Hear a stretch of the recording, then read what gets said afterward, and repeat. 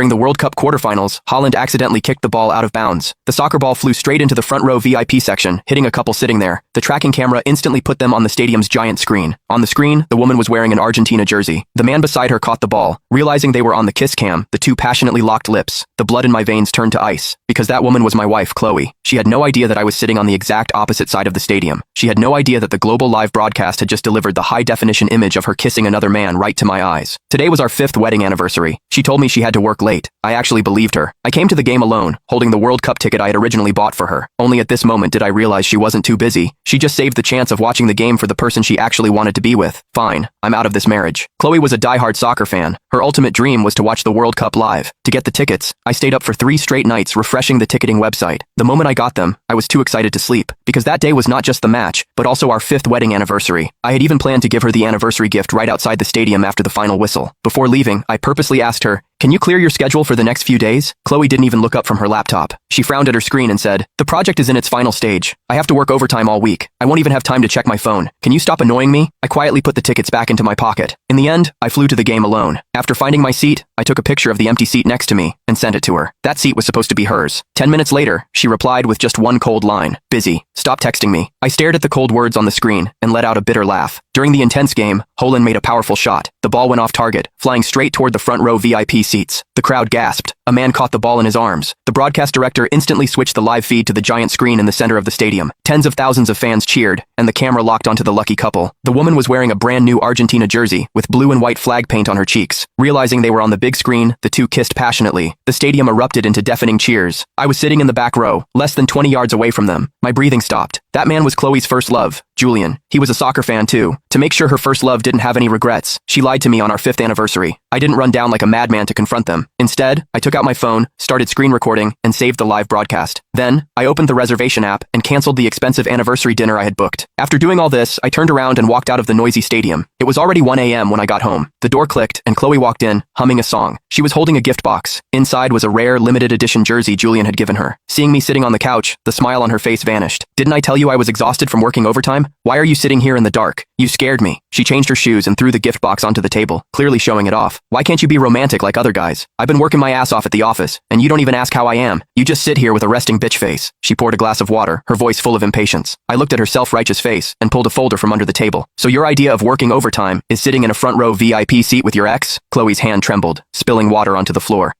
Did you stalk me?" I didn't want to argue. I pushed the folder in front of her. "Chloe, here is your 5th anniversary gift." The words printed at the top of the page read, "Divorce agreement." Chloe stared at the words, her face turning pale instantly. "Are you crazy? You want a divorce just because I went to a game?"